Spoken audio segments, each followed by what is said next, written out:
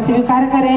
चर्चा स्तर पर जितने भी हमारे बहुत असीम दया है। तो चलते हैं दीदी हम लोग जागरण भजन की ओर।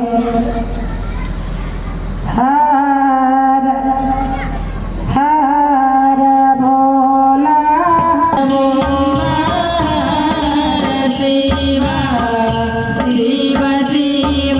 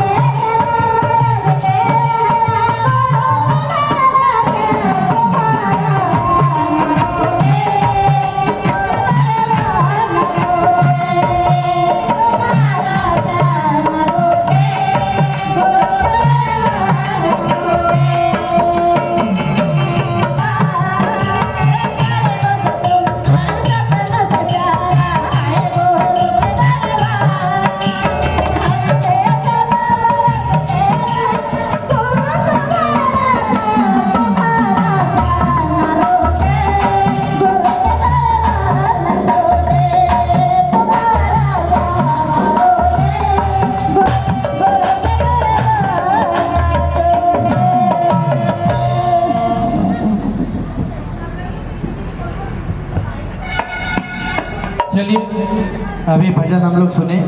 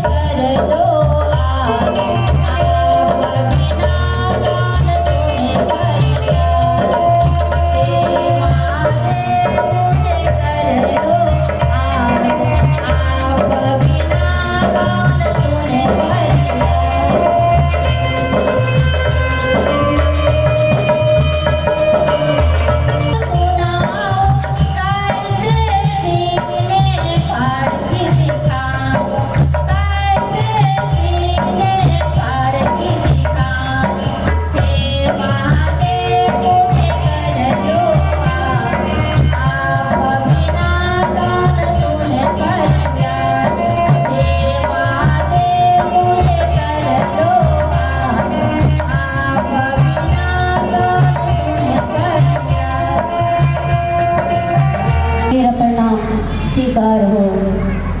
मेरी दीदी नीलम आनंद दीदी के चरणों में प्रणाम करती हूँ। मेरा प्रणाम स्वीकार हो। आज बड़ा शुभ मांगना, दया मांगना है। हे महादेव, आप मेरे गुरु हैं, मैं आपकी सी शिष्या हूँ, मुझ शिष्या पर दया कर दे। इस तरह मन ही मन अपने गुरु से दया मांगते हैं और अगर हमें दया मिल जाए तो हर अनजान व्यक्ति से, सभी से अपने गुरु की बात करते हैं, चर्चा करते हैं, कहते हैं शिव बहुत दयालु हैं, वह पल पल में दया बरसाते हैं, हर क्षण कष्टों को दूर करते हैं।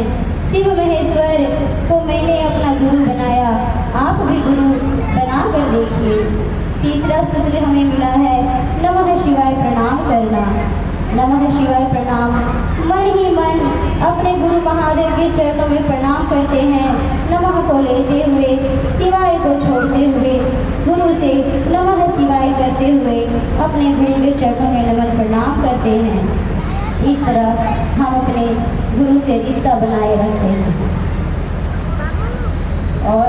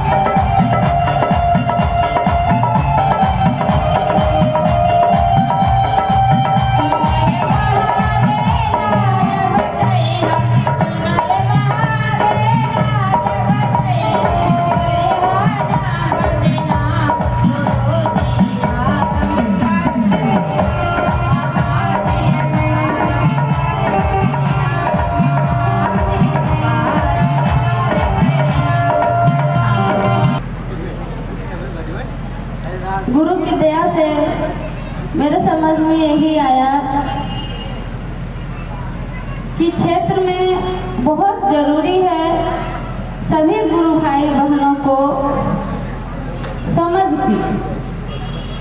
हम सभी गुरु भाई बहन अपने शिव को अपना गुरु तो बनाए,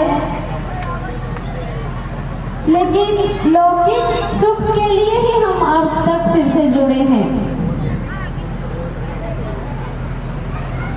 जिस ज्ञान की समझ हमें चाहिए, दियों से साहब तेरा जग में इंतजार था, समय बेकरार था, आज भी है और कल भी रहेगा।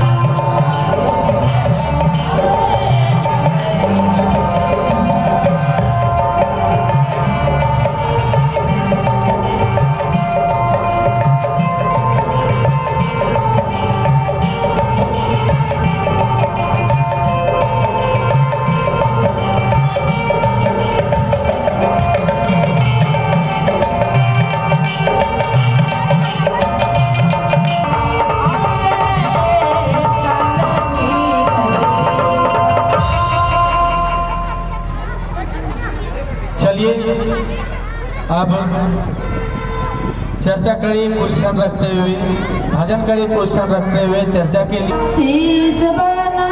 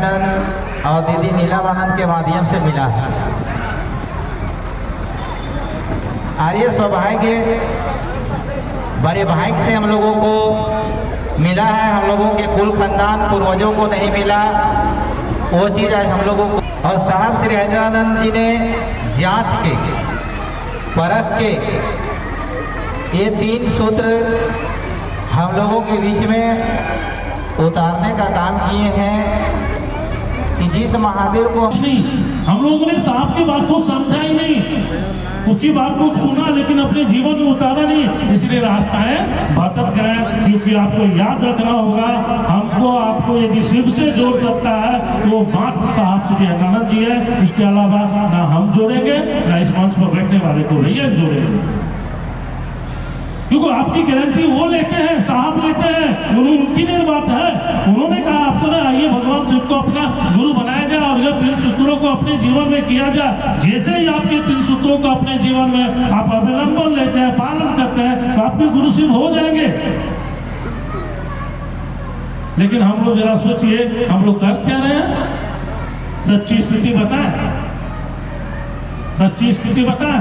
जो 3 सूत्रों को हम लोगों के बीच शेयर करते हैं, खुद नहीं कर रहे। और जब आप उस काम को खुद नहीं करिएगा तो उस वहां तक आप पहुंच नहीं पाइएगा। सही स्थिति यही है। आप मंच पर तो बताते हैं, माइक लगा के, हॉर्न लगा के लोगों को समझाते हैं भैया 3 सूत्र करें, दया मांगे, प्रणाम करें, चर्चा करें, लेकिन खुद नहीं करिएगा तो आप वहां तक नहीं पहुंच पाइएगा, आप शिव से जुड़ नहीं पाइएगा। और फिर बोलिएगा कि भैया हम इतना दिन से चर्चा में पड़े हुए हैं, इतना दिन से चर्चा में दूर दूर जाते हैं, लेकिन आज हमारे जीवन में ये समस्या की घिरी हुई है, यहाँ कुछ नहीं हुआ। आपने वो 3 सूत्र करना छोड़ दिया, फिर आप अपना माथा नोचते हैं, ये क्या हो गया मेरे साथ। इसलिए साहब के बताए हुई बात साहब कहते हैं, साहब की बात है, वो कहते हैं मेरी कही हुई बात, उनकी लिखी हुई बात के अलावा आप दाएं बाएं शिव चर्चा में करेंगे तो आपकी दुनिया शिव से दूरी ही होती जाएगी, नजदीक नहीं होगी। आपको शिव से नजदीक होना है ना, शिव से शिष्य के रूप में जुड़ना है ना। और गुरु का काम क्या होता है? गुरु करते क्या जीवन में? ये जो हम लोग शिव को अपना गुरु बनाए, गुरु करते क्या? जरा सोचे इस पर। सिर्फ गुरु का काम यही थोड़े है कि हमारी बेटी का ब्याह करवा दे, हमारी समस्याओं का निदान करवा दे, हमारी बीमारी को दूर कर दे। क्या गुरु का काम मात्र यही होता है? नहीं। अब भ्रम में होंगे। हम अपने बच्चों को स्कूल भेजते हैं, उसका काम क्या होता है? मास्टर के पास भेजते हैं, अपने बच्चों को भेजते हैं, क्या करते हैं मास्टर? बच्चों को ज्ञान देते हैं, पढ़ाते हैं, समस्या के समाधान के समीप उनको उतना योग बनाते हैं। तो आपके गुरु भी यही करते हैं। कोई गुरु होगा संसार में, यदि कोई आध्यात्मिक गुरु होगा, उसका मूल काम होता है, याद रखिएगा, गुरु का काम सिर्फ बेटी का ब्याह जमीन लिखाने के लिए नहीं होता है, समस्याओं का समाधान के लिए नहीं होता है। गुरु का काम होता है जीव के मन में परमात्मा के प्रति प्रेम पैदा कर उस जीव को परमात्मा से जोड़ देने का ये काम वो गुरु, वो सिर्फ आपके जीवन में कर रहे हैं। आप इसको अनुभव नहीं कर रहे होंगे। आपने शिव को गुरु बनाया ना, नाम मात्र की घोषणा करवाई होगी ना, बेमन से ही बोला होगा ना कि महादेव आज हम आपको गुरु बनाए, आपसे दया मांगते हैं, आप चर्चा किए होंगे, प्रणाम किए होंगे, बेमन से ही किए होंगे, लेकिन फिर भी वो गुरु ईमानदारी से आपके अंदर काम कर रहे हैं। महादेव बीमार नहीं है। आपने जिस मनसा से उनके साथ जुड़ा, जिस सोच के साथ उनके साथ जुड़ा, वो महादेव एक्टिव हो गया आपके अंदर। महादेव गुरु के रूप में आपके जीवन में काम करना स्टार्ट कर चुके हैं। अब वो सोचते नहीं है। सोचिए वो गुरु क्या करते हैं? गुरु का काम मैंने बताया ना, गुरु का काम होता है जीव के मन में परमात्मा के प्रति प्रेम पैदा कर उस जीव को परमात्मा से जोड़ते हैं। आज हम लोग शिव चर्चा में जुड़े हैं और आप देखिए आपके मन में वो शिव के प्रति प्रेम पैदा हुआ। तुमने आप यहाँ पहुंचे हुए हैं तो 1000 रुपया खर्चा करके पहुंचा होगा, तो 200 रुपया खर्चा करके पहुंचा होगा, तो अपने घर में दूसरे की व्यवस्था, दूसरे को अपने घर को हवाले करके यहाँ पहुंचा होगा। ये आपके अंदर प्रेम पैदा कहाँ से हुआ? पहले से शिव के प्रति इतना प्रेम था आपके मन में? ये प्यार था महादेव के मन में? शिव चर्चा में जुड़ने से पहले था? नहीं था। वही सावन के सोमवारी पर महादेव से मोहब्बत थी। जीवन में कोई समस्या थी तो महादेव के पास थे। लेकिन आप शिव चर्चा में आए तो आपके मन में यह प्रेम पैदा हो गया, यानी वो महादेव अपने काम के प्रति पूरी ईमानदारी से लगे हुए हैं। हमारे आपके मन में वो प्रेम पैदा करने की स्थिति में लगे हुए हैं। शिव जिसके प्रति आपको जानना होगा कि आपके गुरु भी शिव हैं और आपको जिससे मिलना है वो परमात्मा भी शिव है। बहुत सुंदर आदमी मिल गया हमको, आपको रास्ता सुलभ हो गई है। अब देखिए वो गुरु बड़ी ईमानदारी से आप अपने काम को लगे हुए हैं। अब हम लोग अपना अपना देखें, क्या शिष्य के रूप में हम लोग ईमानदारी से कर रहे हैं उनका काम? देख लीजिए तो महादेव को अपना काम कर रहे हैं, वो नाम के गुरु नहीं है, काम के गुरु हैं। आपके अंदर वो काम स्टार्ट कर चुके हैं, आपको सिर्फ से जोड़ेंगे ही जोड़ेंगे। साहब की बात को याद रखिएगा, साहब ने कहा है जिन व्यक्ति ने स्वीकारा है या बेमन से ही बोला होगा कि सिर्फ मेरे गुरु है, तो आपके गुरु सिर्फ हो कर रहेंगे। समय का वेट लीजिए, इस जन्म में बनिए या 10 जन्म के बाद बनिए, आपको सिर्फ का शिष्य को बनना ही पड़ेगा, आपको छोड़ा नहीं जाएगा। इसलिए याद रखिएगा कि अब हम आपको अपने हिस्से का काम में हम कितना ईमानदारी बरतते हैं। हम शिष्य के रूप में क्या उनके उनके उनके अनुरूप चल रहे हैं? तो सोचना होगा, थोड़ा सा बिंदु जीवन के हर बिंदु पर सोचते हैं दीदी। कौन कलर का क्या बोलते हैं, कैसा कपड़ा खरीदा जाए जो खराब नहीं होता जल्दी, वो सोचते हैं। चप्पल के साथ खरीदा जाए कि स्लिप नहीं होता, वहाँ पर भी सोचते हैं। और इसमें सोचिएगा तो काम नहीं करेगा। इसी चर्चा सिर्फ आके गा बजा के चले गए, भजन गा दिए, मंच पर चढ़ के भाषण देकर चले गए, ये मात्र ये सिर्फ चर्चा नहीं है जिसको आप समझ रहे हैं। ये ऐसा सिस्टम आया है जो हमको आपको सिर्फ से जोड़ने के लिए आया है। तो सोचिए कहाँ हैं और क्या कर रहे हैं हम लोग। ये 3 सूत्रों का अपने जीवन में पालन कीजिए, अपने जीवन में इसको करिए, क्योंकि इसके अलावा आपके पास कोई साधन ही नहीं है, कोई रास्ता ही नहीं है उस शिव तक जाने का। इसके अलावा कोई बताने वाले भी माटे साहब है, उसके अलावा कोई है भी नहीं। तो महादेव से दया मांगा जाए। कौन भारी काम साहब कर दिए आपको? तो भारी काम कर दिए। एक चीज बताइए, आप ये 3 सूत्रों का पालन अपने जीवन में नहीं करिएगा तो महादेव का कुछ बिगड़ने वाला है क्या? उसको बिगड़ेगा? किसका बिगड़ेगा? हमारा आपका। साहब का कुछ बिगड़ेगा? हमारे आपके से ढेर सारे लोग हैं, वो जगत गुरु हैं, आदि गुरु हैं, चेला हमको आपको बनना है। तो बनने का प्रयास कीजिए। नाम तो घोषणा शिक्षित बनने के लिए हम लोग सोचा था। तो आप जैसे हम इसलिए बोले क्योंकि जब तक आपको खुद बनने की चाहत नहीं होगी ना, आप दूसरे को बना नहीं पाइएगा। आपको खुद जुड़ने की इच्छा नहीं होगी ना, खुद उस महादेव की दया को महसूस नहीं कर पाइएगा, दूसरे को अनुभव नहीं करवा पाइएगा। इसलिए खुद बनने की चाहत रखिए, महादेव से दया मांगिए, कहिए महादेव को कि हे शिव आप मेरे गुरु हैं, मैं आपका शिष्य हूं, मुझ शिष्य पर दया कर दीजिए। दया में क्या चाहिए आपको? याद कीजिए, दया में आपको क्या चाहिए?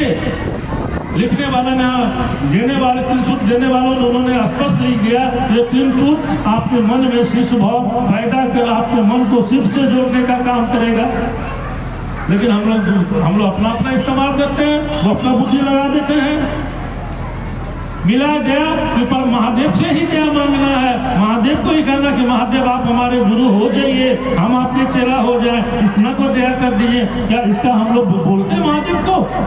कहते हैं?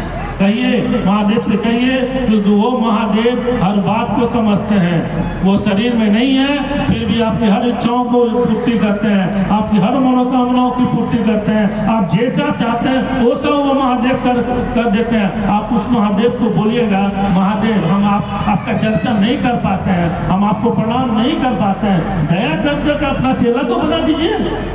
नहीं सुनेंगे आपका बात, सुनेंगे आप बोलने के लिए हो क्या हो तो बोलना होगा हमको। आपको चेला बनना है तो, शिव का शिष्य बनना है तो महादेव से कहिए। और उस महादेव की दया, ये दया जो है ना, दया बहुत बड़ी ऊर्जा है, बहुत बड़ा पावर है। इसी बोली में दया नहीं है, महादेव की दया, महादेव की दया, महादेव की दया इतनी पावरफुल है जो हमको आपको महादेव तक बना सकती है।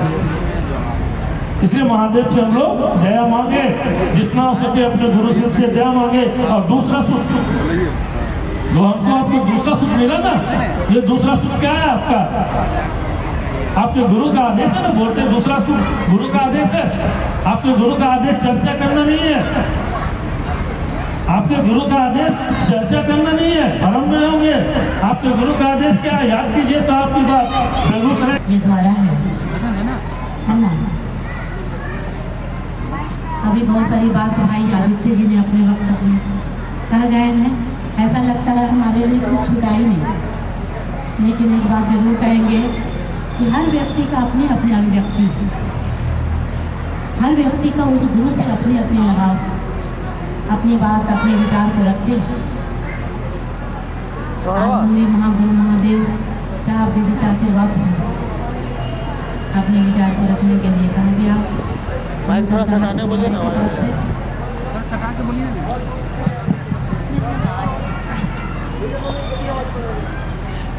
देखिए दीदी साहब ने बहुत सुंदर तीन विधा दिया है हमको और आपको, सहज और सरलता से अपने जीवन में अपने दैनिक कार्यों को करते हुए कर सकते हैं। बड़ी आसान विधा आया है। पहली बार 10,000 वर्ष के इतिहास बताता है कि पहली बार साहब श्री ने विधा को ला के दिया है, जिसे आसान से किया जा सकता है। ऐसा बात करें गुरु का, अभी कह रहे थे भैया, ऐसा बात करें कि जिनसे करें महागुरु महादेव की बात, उनकी कानों में गूंज उठती रहे, आतुर हो जाए महादेव को गुरु बनाने पे, उनके मन में कतूहल पैदा हो जाए। ये कैसे होगा? इसके लिए पहला विधा है अपने गुरु शिव से दया की याचना। दया जैसा ही मेरा कहते हैं, मेरा घर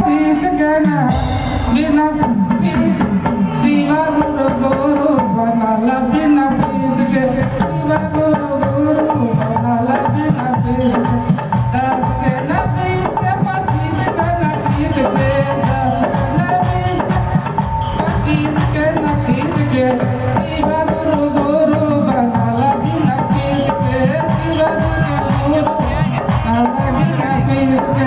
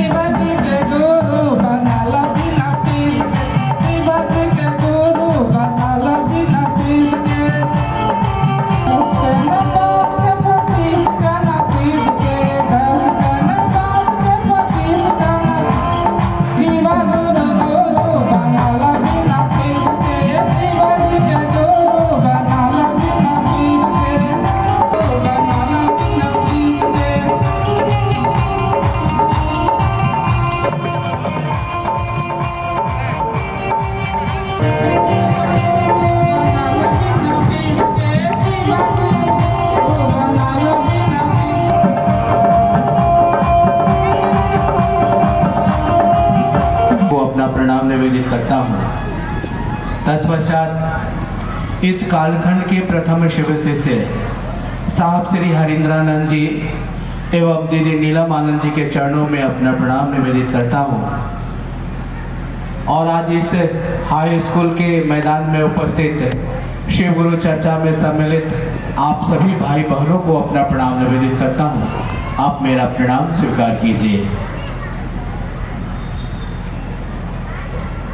आज बड़ा ही सौभाग्य है कि अपने गुरु शिव की बात करने का अवसर हमको आपको मिला है और आपके साथ अपनी गुरु शिव की बात करने का अवसर आप लोगों ने दिया है।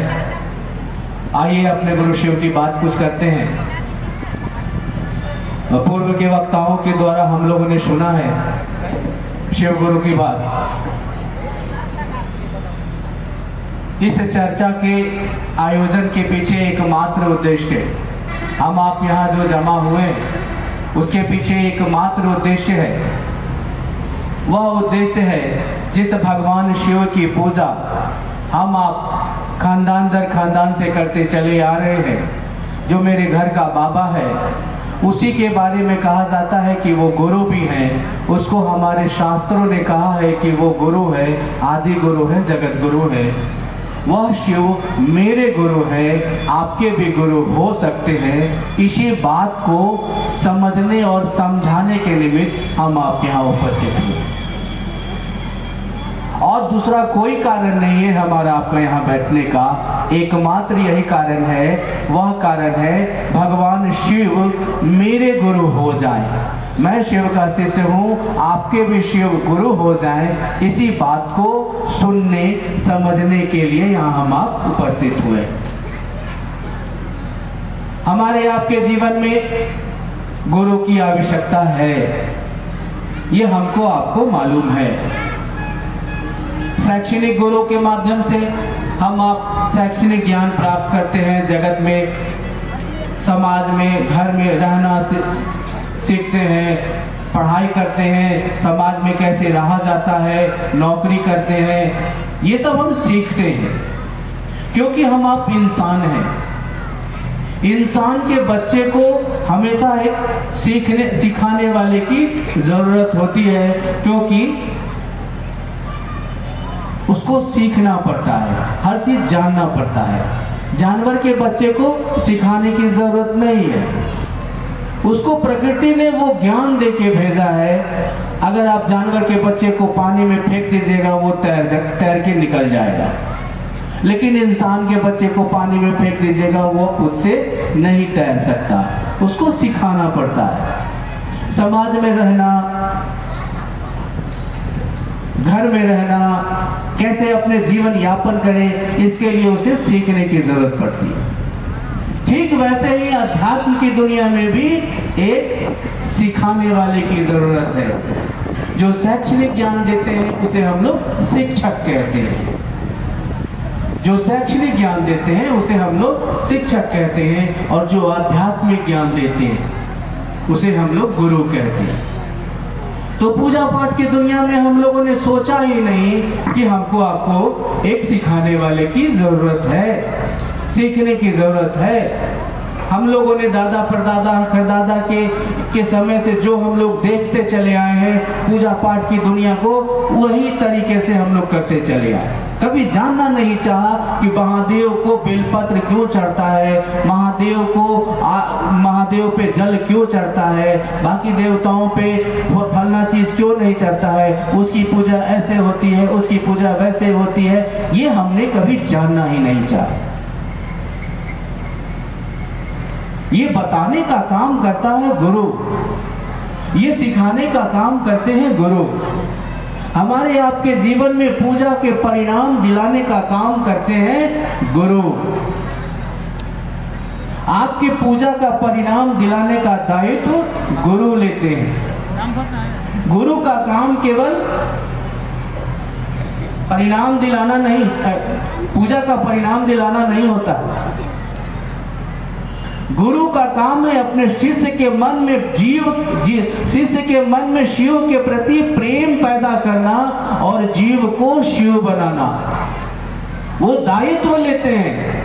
किस चीज का दायित्व लेते हैं? शिष्य को शिव बनाने का दायित्व गुरु लेते हैं।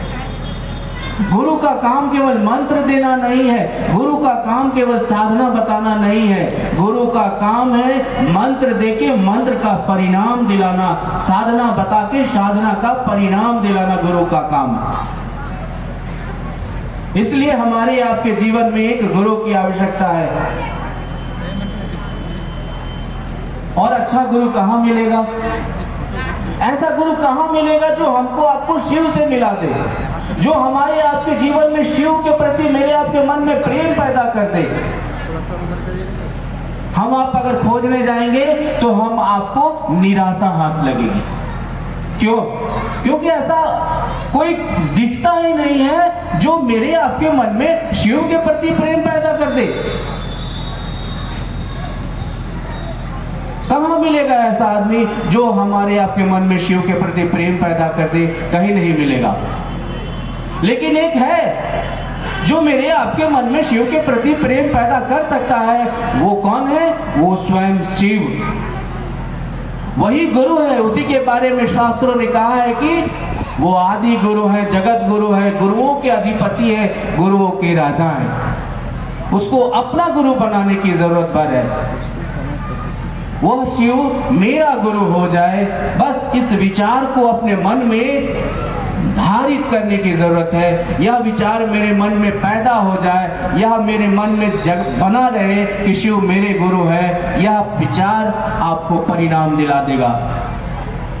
यह विचार मेरे मन में कि शिव मेरे गुरु हैं, मैं शिव का शिष्य हूं, यह परिणाम दिला देगा।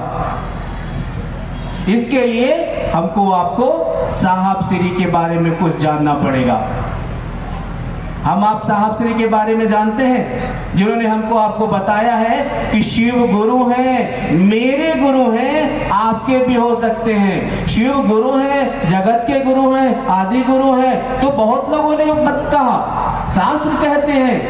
हम आप ये भी जानते हैं कि शास्त्रों में 121 लोगों का नाम है जिन्होंने शिव को अपना गुरु बनाया है, लेकिन किसी ने हमको आपको ये नहीं बताया कि वह शिव मेरा आपका भी गुरु हो सकता है। किसी ने नहीं बताया। हम जानते हैं कि शिव के शिष्य हुए हैं, प्रशिष्य हुए हैं, लेकिन साहब श्री के पहले किसी ने ये हमको आपको नहीं बताया कि शिव मेरे गुरु हो सकते हैं। शिव की पूजा का प्रचलन तो सदियों से रहा है। चंदा मामा सबके मामा और शिव घर घर के बाबा, ये तो हम आप जानते हैं। लेकिन वह शिव मेरा गुरु हो जाए, यह साहब से पहले किसी ने नहीं बताया। साहब श्री ने हमको आपको पहली बार बताया कि उस महादेव को हम आप अपना गुरु बना सकते हैं। वह शिव जो मेरा बाबा है वो मेरा गुरु भी हो सकता है। यह काम साहब श्री ने बताया। और वह सिर्फ बता ही नहीं रहे, वह साधन भी दे रहे हैं कि आप ऐसा ऐसा करिएगा, वो रास्ता भी बता रहे हैं कि आप ऐसा ऐसा करिएगा तो वह शिव मेरा आपका गुरु हो जाएगा। और केवल साधन और रास्ता ही नहीं बता रहे हैं, वो दायित्व भी ले रहे हैं कि आप आइए मेरे पास। साहब का स्लोगन है ना, आओ चले शिव की ओर, यानी वो आपको बुला रहे हैं अपने पास, आइए हम आपको शिव की ओर ले जाएंगे। बस उनके पास जाने भर की जरूरत है। आइए थोड़ा जानते हैं साहब के बारे में कि साहब ने शिव को गुरु किन परिस्थितियों में बनाया। कैसे यह विचार साहब के मन में आया कि शिव गुरु है। साहब का जन्म, कितने लोगों को साहब के बारे में मालूम है कि साहब का जन्म कहाँ हुआ? हाथ उठाइए तो। सबको मालूम है, सबको मालूम है। सन 1948 बिहार के सिवान जिला, आप सभी जानते हैं, सन 1948 बिहार के सिवान जिला के अमलोरी ग्राम। दिन रविवार है, तारीख है 31 अक्टूबर, सुबह का 8 बज रहा है। डॉक्टर विश्वनाथ सिन्हा साहब के पिताजी का नाम है डॉक्टर विश्वनाथ सिन्हा। उनके घर में एक लड़के का जन्म हुआ और जन्म के साथ वो रोए नहीं, तो लोगों ने कहा कि विश्वनाथ बाबू के घर में मरल लड़का पैदा भइला। थोड़ी देर के बाद बच्चे ने रोया तो लोगों ने खुशियां मनाई और संजोग से वह दिन दिवाली का था। रात में दिए जले। सच में वैसे व्यक्तित्व का धरती पर आना सच में दिवाली मनाने लायक था। साहब श्री का धरती पर आना, उस महामानव का धरती पर आना, दिवाली तो मननी ही थी, दिवाली मनाई गई। साहब बचपन से जिज्ञासु मानसिकता की। कैसी जिज्ञासा?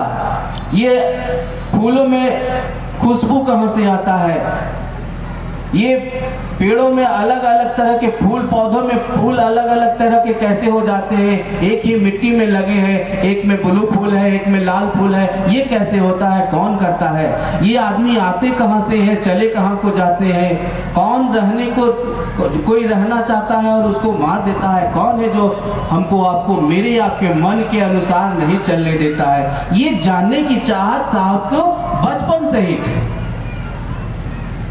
घटनाओं का क्रम चला। एक घटना घटी इनके जीवन में जो इनके जीवन की दिशा को बदल दिया। एक दिन है साहब अपने पिताजी के आवासीय कार्यालय में जाते हैं चंदा लेने के लिए। सरस्वती पूजा का दिन है, सरस्वती पूजा का चंदा लेने जाते हैं। वहां देखते हैं कि एक आदमी साहब के साथ बैठा है और कुछ चमत्कार दिखा रहा है। साहब ने कहा कि बाबूजी का ठगवन के फेरा में पड़ल बानी। साहब के पिताजी ने साहब को कहा कि आप अपना काम करिए, जाइए, और साहब चंदा लिए और चले गए। शाम का वक्त है, साहब आते हैं स्कूल से, देखते हैं वो मास्टर था किसी स्कूल का, देखते हैं वो मास्टर साहब उन्हीं के घर में है। रात में खाना खाने के बाद उस मास्टर ने साहब से, उस वक्त साहब का उम्र 8 वर्ष था, साहब से कहते हैं कि बउआ एगो खरीका दा। क्योंकि साहब उस मास्टर के कारण डांट सुने थे पिताजी से, इसलिए अनसुना कर दिए उनकी बात को। उस मास्टर ने दोबारा उनसे कहा कि बउआ एगो खरीका दा, तो साहब ने खिन मानसिकता से झाड़ू के तिनके से एक तिनका तोड़ा और मास्टर को दे दिया। मास्टर साहब को लग गया कि बच्चे ने नादानी की है, और उस तिनके को ऐसे हाथ से फेंके हैं और वह तिनका सांप बन जाता है। साहब डर के उस मास्टर के गोद में चले जाते हैं, और मास्टर भी डर गया, क्योंकि अफसर का बेटा डर जाएगा तो मास्टर की खैर नहीं। और वो मास्टर कहते हैं कुछ नहीं है बउआ, कुछ नहीं है बउआ, और वो सांप फिर तिनका बनता है। साहब के मन में ये विचार वहीं पर कौनता है कि ये खरीका तिनका सांप बना कैसे, और सांप फिर तिनका बना कैसे।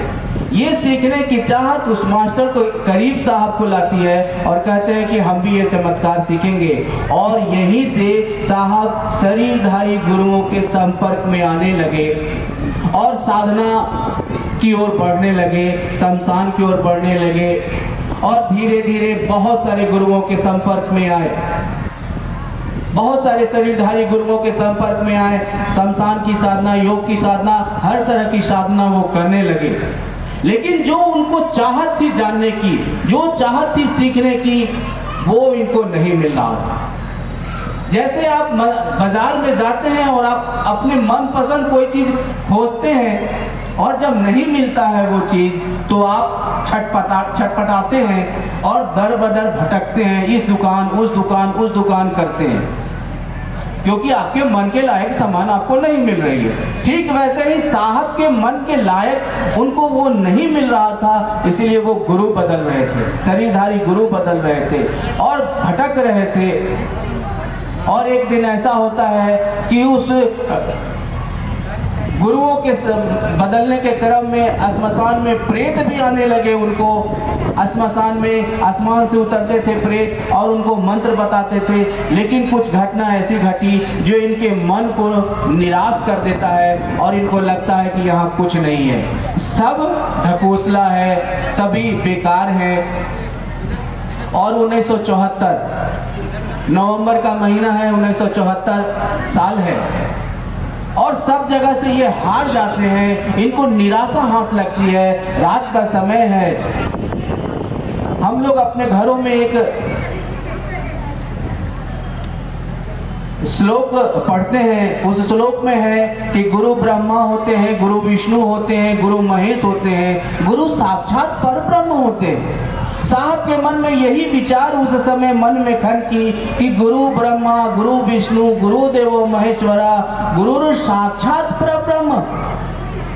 तो साहब को लगा कि अगर गुरु साक्षात पर ब्रह्म हो सकते हैं तो पर ब्रह्म गुरु क्यों नहीं हो सकते हैं। और उस समय पर ब्रह्म के रूप में, ईश्वर के रूप में वो साहब महादेव को जानते थे। घर में वो सुन रखे थे कि महादेव को ईश्वर कहते हैं, शिव को भगवान कहते हैं। और उन्होंने उसी समय हताश मनोदशा में, यानी सब जगह से ठगे जाने के बाद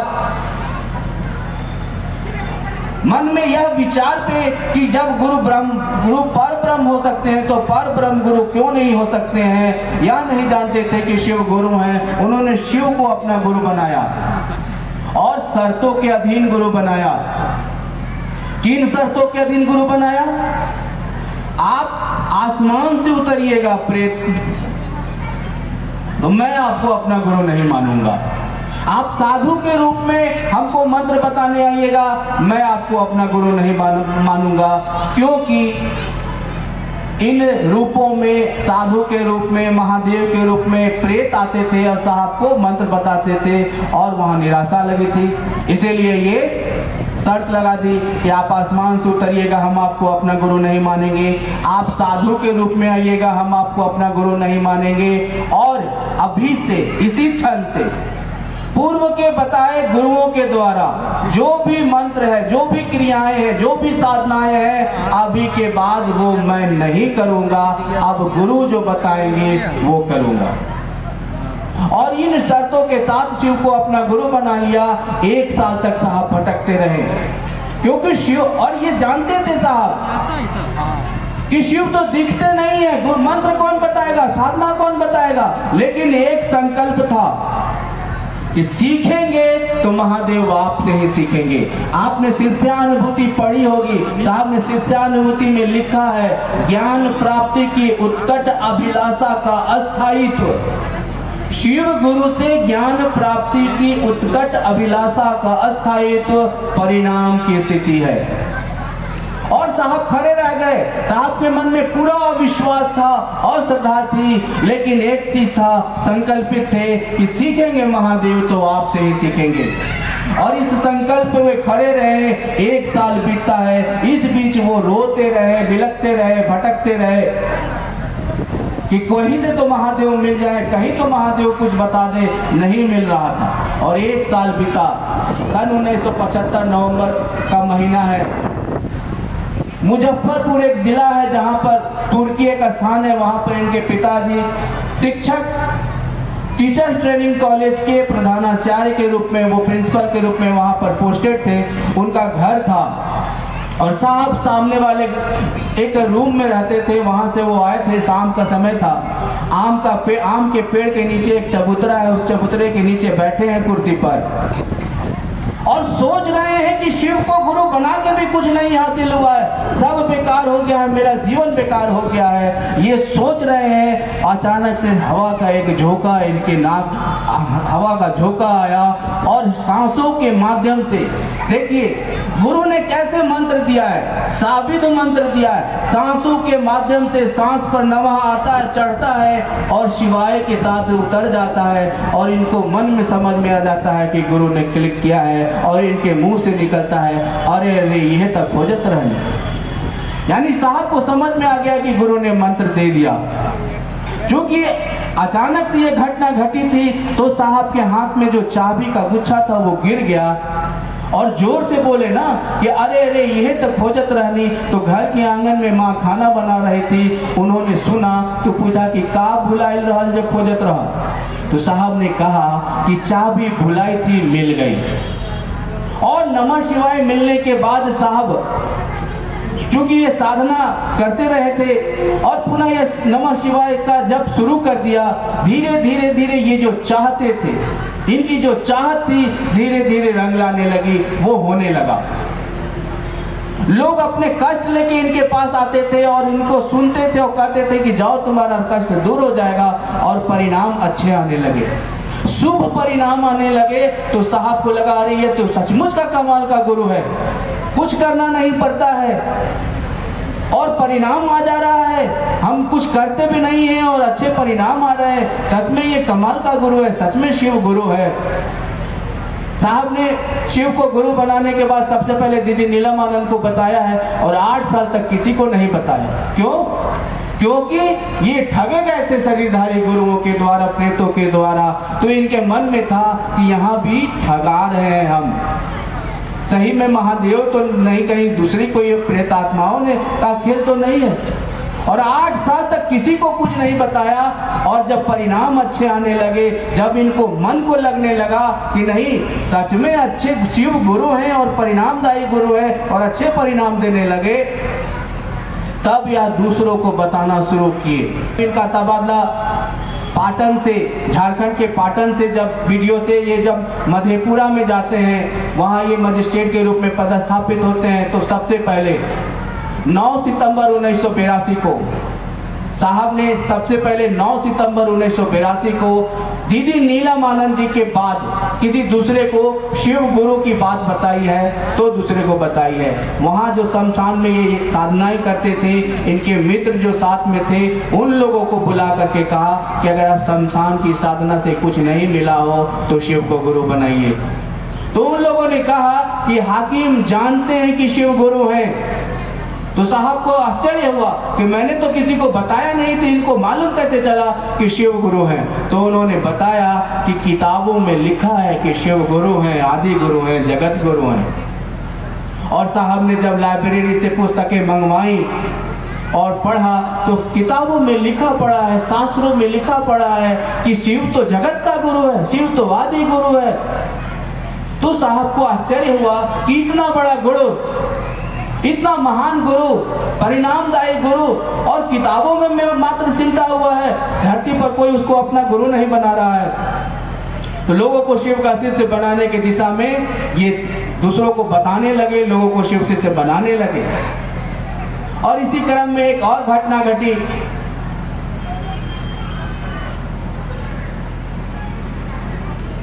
क्योंकि शिव शिष्य बनने के बाद साहब के पूजा रूम में अनेक तरह के चमत्कार होने लगे थे। आप लोग ने भी सुना होगा कि साहब के घर में पूजा रूम था, जहां चावल आए थे, जहां चावल बढ़ने लगा था, चावल पे संदेश आते थे, बेलपत्र आते थे, बहुत तरह के प्रसाद जब चढ़ाए जाते थे तो प्रसाद घट जाता था या उसमें अलग तरह का बढ़ोतरी हो जाती थी, कोई कमी हो जाती थी। इसी क्रम में साहब के एक सहकर्मी जो उनके कार्यालय के सहकर्मी थे, उन्होंने कार्यालय में कहा साहब के और अन्य कार्यालय कर्मियों के सामने कि हरिंद्रानंद जी के घर में प्रेत प्रसाद खाते हैं। तो साहब ने कहा कि नहीं, प्रेत नहीं खाते, महादेव खाते हैं। तो उन्होंने कहा कि अगर आप सिंहेश्वर मंदिर में महादेव को प्रसाद खिला दीजिएगा तो हम समझेंगे कि आपके घर में महादेव प्रसाद खाते हैं। तो साहब ने कहा अगर आप विश्वास दिलाते हैं कि सिंहेश्वर मंदिर के अंदर प्रेत नहीं आएंगे तो मैं महादेव को प्रसाद खिला दूंगा। तो उस आदमी ने कहा कि श्रृंगी ऋषि के द्वारा स्थापित वो मंदिर है, वहां प्रेत नहीं आएगा। साहब ने कहा चलिए। शाम में एक अफसरों की टोली चली, सब लोग चले, गाड़ियों का काफिला चला। साहब रास्ते से दीदी लीलामानंद जी को भी उठा लिए, मटकुरी में 50 रसगुल्ले खरीदे और अपने एक एक साथी को ले लिए और मंदिर गए। मंदिर में पुजारी से कहा कि थाली लाइए, प्रसाद चढ़ाना है। थाली आई, पंडित जी ने प्रसाद रसगुल्ले 50 रसगुल्ले निकाले, प्रसाद चढ़ाई गई, मंदिर का पट बंद हुआ। यहाँ तक सब नॉर्मल था। और जब पट बंद हुआ तो साहब ने देखा कि बाहर से दरवाजे के अंदर दिख रहा है, क्योंकि दरवाजे में फांक था तो उस फांक से दिख रहा है अंदर में थाली है, चढ़ी हुई है, शिवलिंग है, दिख रहा है। तो साहब को लगा कि उजाले में तो चमत्कार होगा नहीं। और साहब को एक बात और लगी कि अगर चमत्कार नहीं हुआ, अगर साहब महादेव ने प्रसाद नहीं खाए तो बदनामी हो जाएगी महादेव की, मेरी तो बदनामी होगी ही होगी, महादेव की बदनामी हो जाएगी, महादेव का इज्जत चला जाएगा।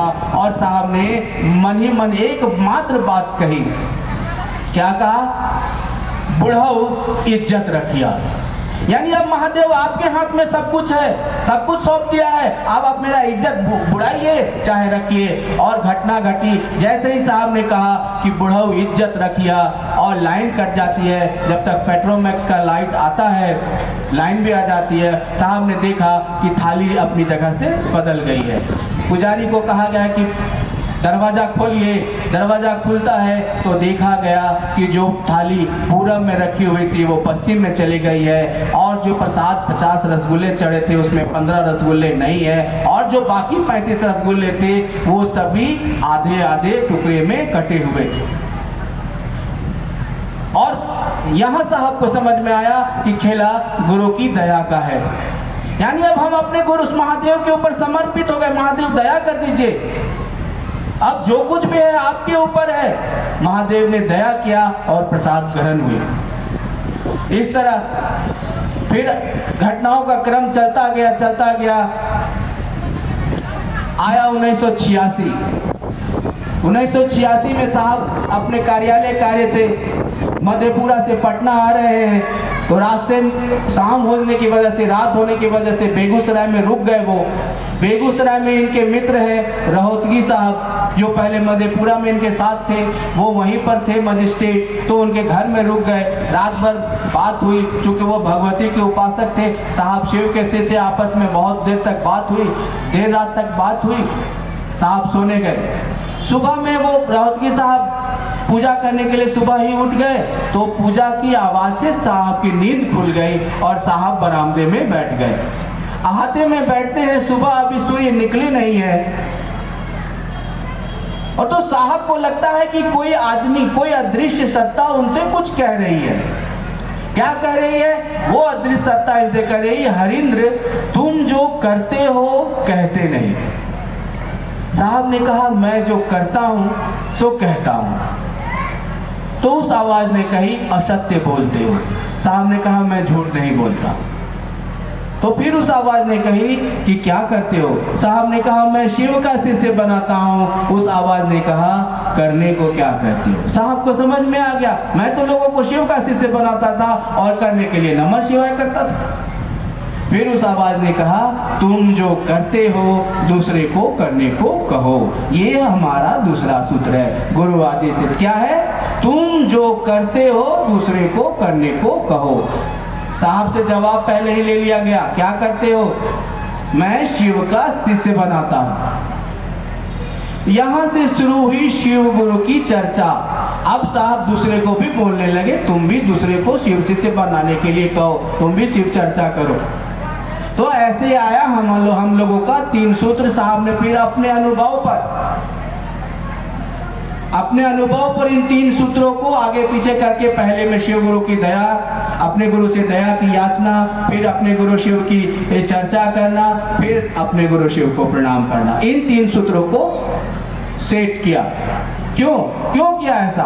पहले तो नमः शिवाय आया था, तो पहले नमः शिवाय को रखना चाहिए था। नहीं, गुरु की दया शिष्य के जीवन का आधार है। आप शिष्यानुभूति पढ़िएगा तो उसमें लिखा हुआ है, क्या लिखा हुआ है? शिष्य के जीवन का आधार गुरु की दया है। बिना गुरु की दया के आपके मन में शिव गुरु के प्रति प्रेम पैदा ही नहीं होगा, आपके मन में शिष्य भाव पैदा ही नहीं होगा। इसीलिए जरूरी है अपने गुरु शिव से दया की याचना करना। किस लिए दया की याचना करना है? आपके मन में गुरु दया करके क्या करता है? कोई गुरु क्या करता है? दीक्षा के रूप में आपके मन में क्या करता है? कोई गुरु होगा, धरती का गुरु होगा, आसमान का गुरु होगा, कोई गुरु होगा, वो अपने शिष्य के मन में क्या करता है? अपने शिष्य के मन में परमात्मा के प्रति प्रेम पैदा करता है। इसके लिए वो साधन का इस्तेमाल करता है। कौन से साधन का इस्तेमाल करता है? कोई मंत्र देता है, कोई हाथ से छूता है, किसी भी तरीके से, कोई भी तरीके से वो आपके मन में परमात्मा के प्रति प्रेम पैदा करता है। आपके मन में परमात्मा के प्रति प्रेम पैदा कर दिया और धीरे धीरे उस चीज को आगे बढ़ाता है। तो महादेव गुरु भी यही करते हैं, लेकिन वो इसके लिए कुछ नहीं करते हैं, वो आपके ऊपर दया कर देते हैं। और दया मात्र से आपके मन में शिव के प्रति प्रेम पैदा हो जाएगा, आपके मन में शिव से भाव जग जाएगा। इसीलिए साहब ने पहले सूत्र में रखा, अपने गुरु शिव से दया मांगिए। क्या दया मांगिए? देखिए साहब ने पहला सूत्र में लिखा है, हे शिव आप मेरे गुरु हैं। यानी आप अपने महादेव को याद दिलाइए कि शिव आप मेरे गुरु हैं। जैसे आपका बच्चा आपको बोलता है कि आप मेरे पिताजी हैं, आप मेरे माँ हैं, आप खाना नहीं बनाइएगा तो कौन बनाएगा? आप हमको मेरी ख्याल नहीं रखिएगा, आप मेरा परवाह नहीं करिएगा तो कौन करेगा? बोलता है ना। ठीक वैसे ही आप पहले महादेव को याद दिलाइए कि हे शिव आप मेरे गुरु हैं। दूसरा लाइन है, मैं आपका शिष्य हूँ। आप घर में बीमार पड़ते हैं, आपका बच्चा कहता है कि माँ काहे फिक्र करते हैं, अभी आपका बेटा जिंदा है, हम हैं, हम करेंगे। यानी अपने गुरु के प्रति आपका कर्तव्य, पहले तो गुरु का कर्तव्य या अपने शिष्य के प्रति उसका जो भी दायित्व है वो निर्वहन करेगा। दूसरा, अपने गुरु के प्रति शिष्य का जो कर्तव्य है उसका निर्वहन करेंगे। मैं शिव का शिष्य हूँ, मुझ शिष्य पर दया कर दीजिए। आप शिष्य के रूप में खड़े रहिए अपने गुरु से जब दया मांगते हैं तो, हे शिव आप मेरे गुरु हैं, मैं आपका शिष्य हूँ, मुझ शिष्य पर दया कर दीजिए। आप शिष्य के रूप में बोलते तो हैं कि दया कर दीजिए, लेकिन शिष्य के रूप में खड़े नहीं रहते हैं। आप कहीं माँ बन जाते हैं, कहीं पिता बन जाते हैं, वहाँ आप किसी धन की याचना करते हैं, सुख की याचना करते हैं, हम घर बल बनल रहे, सुख सुविधा हमार बनल रहे, यही ना बोलते हैं। महादेव इसके लिए दया नहीं करेंगे। महादेव आपके मन में शिव के प्रति प्रेम पैदा हो जाए, आप शिष्य बन जाए, इसके लिए दया मांगिए महादेव से। महादेव से बोलिए कि महादेव मेरा मन समझे कि आप मेरे हैं, मैं आपका शिष्य हो जाऊं, इसके लिए दया कर दीजिए। और महादेव जब आपके मेरे गुरु हो जाएंगे तो कोई चीज मांगने की जरूरत नहीं पड़ेगी। वो महादेव को मालूम है कि आपको क्या देना है नहीं देना है, आप बोलिएगा तब महादेव को मालूम चलेगा। तो वो महादेव किस काम का जब हमको बोलना ही पड़ेगा। मांगिए, लेकिन पहले इस बात के लिए मांगिए कि मैं आपका शिष्य हो जाऊं। महादेव हम आपके चेला हो जाएं, इसके लिए दया कर दीजिए। अपने गुरु से दया मांगिए कि आप महादेव के चेला हो जाएं, इसके लिए महादेव से दया मांगिए। दूसरा सूत्र है दूसरों को शिव का शिष्य बनाने के लिए।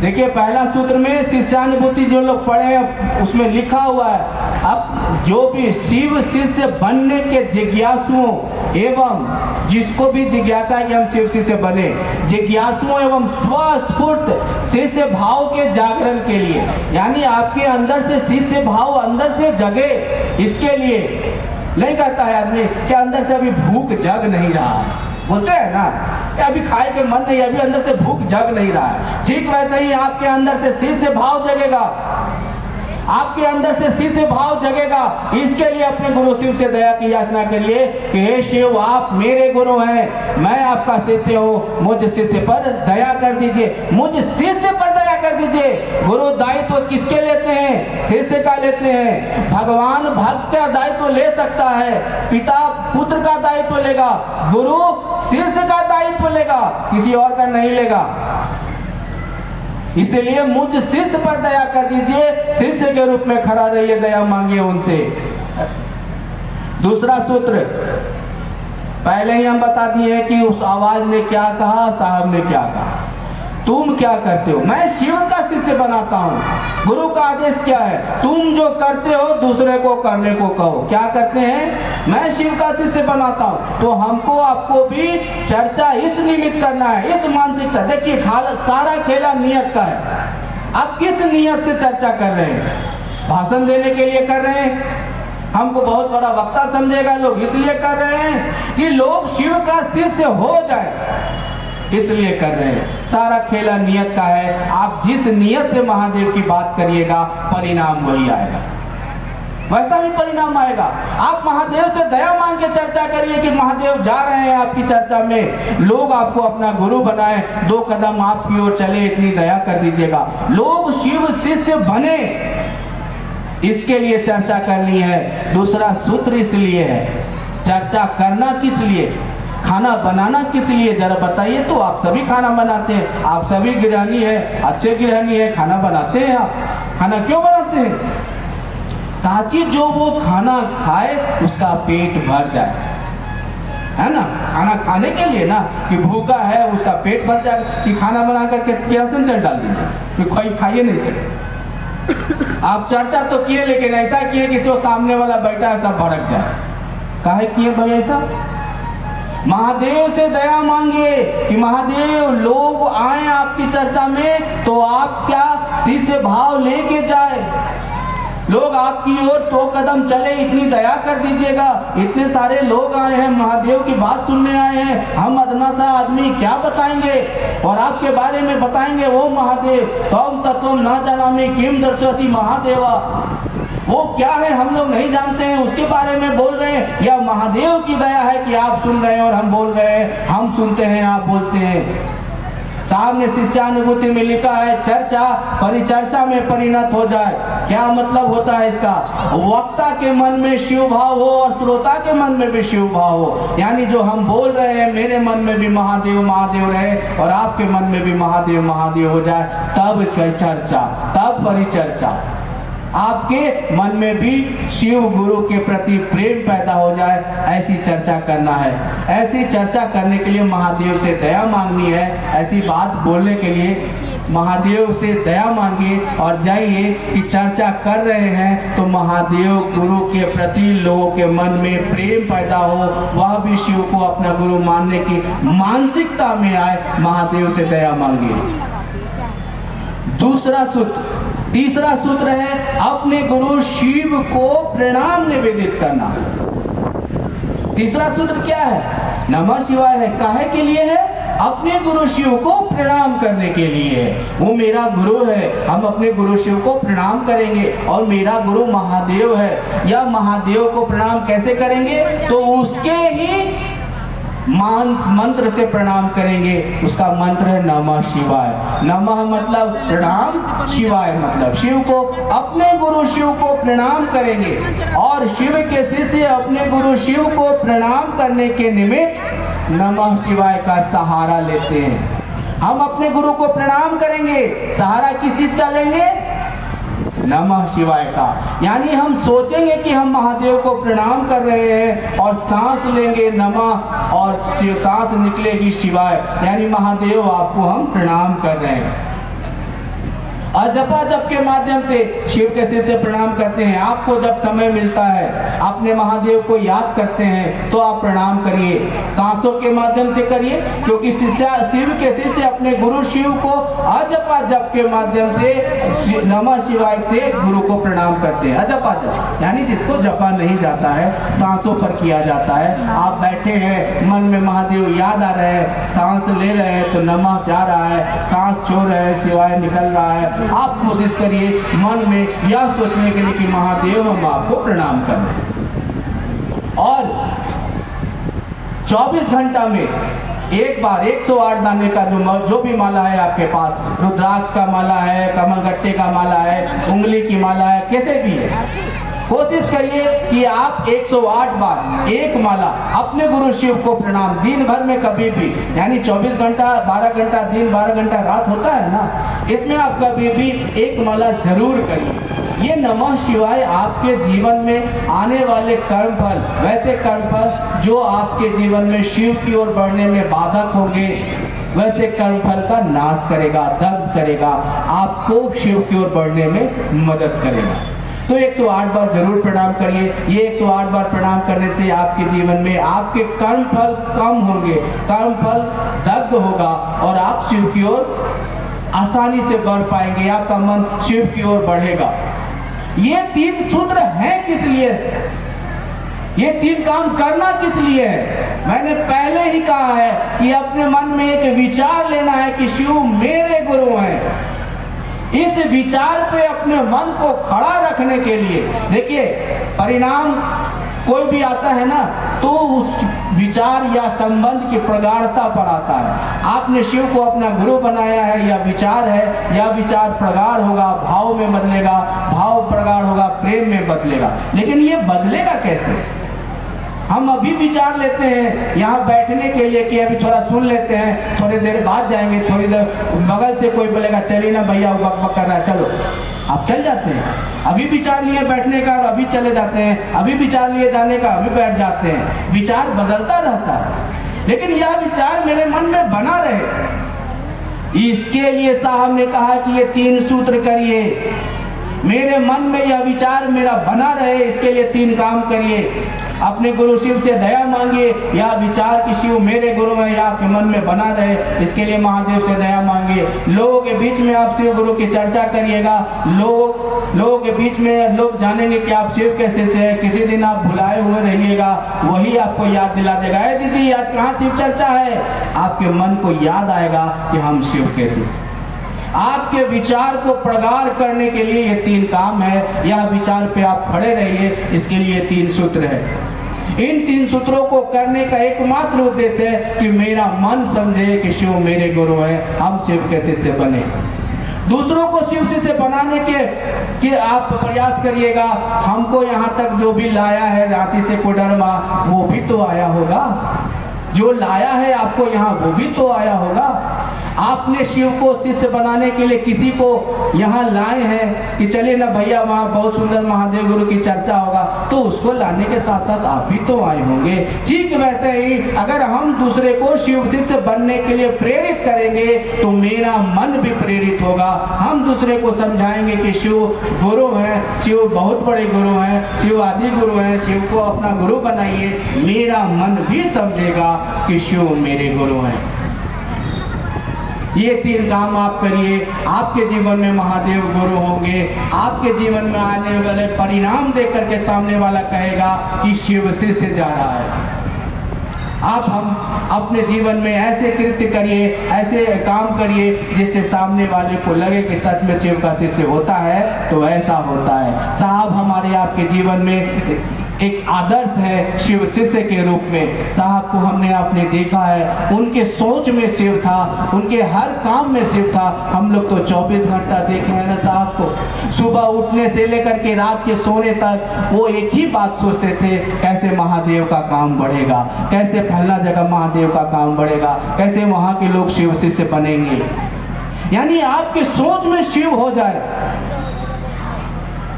तब ना आप शिव शिष्य हुए। महादेव से दया मांगिए कि आप महादेव के शिष्य हो जाए। एक जिज्ञासा है, शिव बाबा हैं तो गुरु बनाने की क्या फायदा? फायदा नुकसान की बात नहीं करिए। शिव बाबा हैं मेरे, वो सब कुछ दे सकते हैं, लेते भी हैं। आपके बगल में देवघर है, अभी हम जा रहे हैं देवघर, लेकिन मंदिर नहीं जा रहे हैं, अपने व्यक्तिगत काम से जा रहे हैं। जा रहे हैं आप, हम जाते हैं कि नहीं जाते हैं? आपके बगल में शिव मंदिर है कि नहीं है? आप जाते हैं कि नहीं जाते हैं? मांगते हैं कि नहीं मांगते? मांगते हैं ना। आपके सारी जरूरतों की चीज वो दे सकते हैं, देते भी हैं, तभी तो मंदिरों में इतनी भीड़ है। लेकिन एक जरा आप बात बताइए, कोई भी चीज आप मांग लीजिएगा पिता से। मेरे पिताजी प्रोफेसर हैं फिलॉसफी के, आप सभी जानते हैं उनको, प्रोफेसर आप